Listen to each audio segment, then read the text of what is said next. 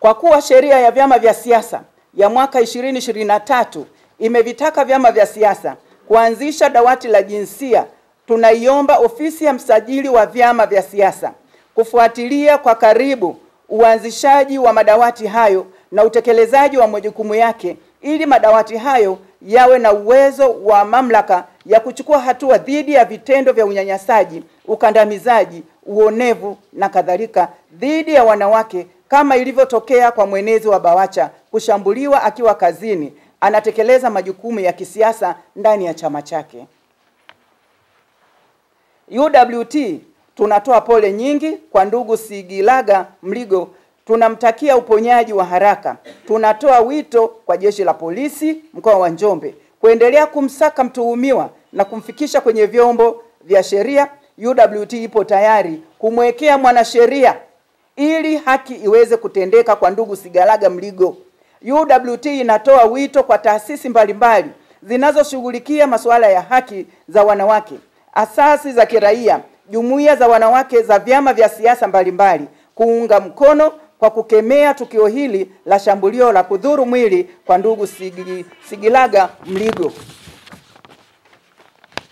Napenda kutoa fursa hii kukutana na nyie waandishi wa habari kwa niaba ya UWT kuendelea kuwahamasisha wanawake kujiandaa vizuri na kujitokeza muda ukifika kuchukua fomu na kugombea nafasi za ubunge wa majimbo, udiwani wa kata kwenye vyama mbalimbali kwenye uchaguzi mkuu wa mwaka 2025.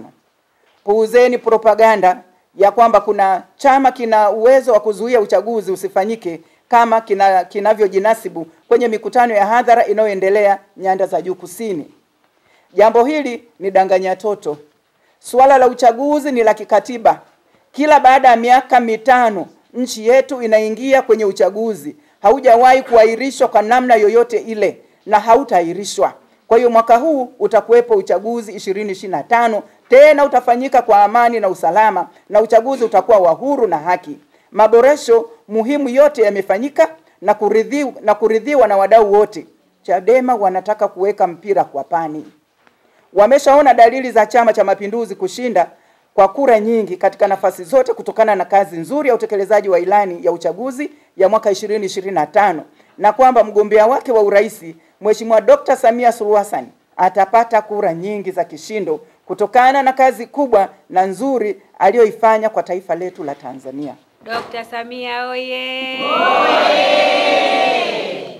Tunaziomba jumuiya za wanawake kwenye vyama vya siasa vingine vinavyopenda amani na utulivu kupitia jukwaa letu la Ulingo tuendelee kujiandaa na uchaguzi. UWT tupo tayari kushirikiana nao katika kuhakikisha tunahamasisha wanawake wengi, vijana na makundi maalum wenye uwezo ndani ya vyama vyetu wajitokeze na washiriki uchaguzi mkuu wa 2025.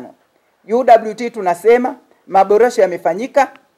Kituo kinachofuata ni uchaguzi mkuu 2025. Ni kazi tu, tunasonga mbele. CCM oye! Mama Samia oye! Tunapinga udhalilishaji na unyanyasaji ambao umefanyika. Hana hatukubaliani nao hata kidogo. Nawashukuruni sana kwa kunisikiliza.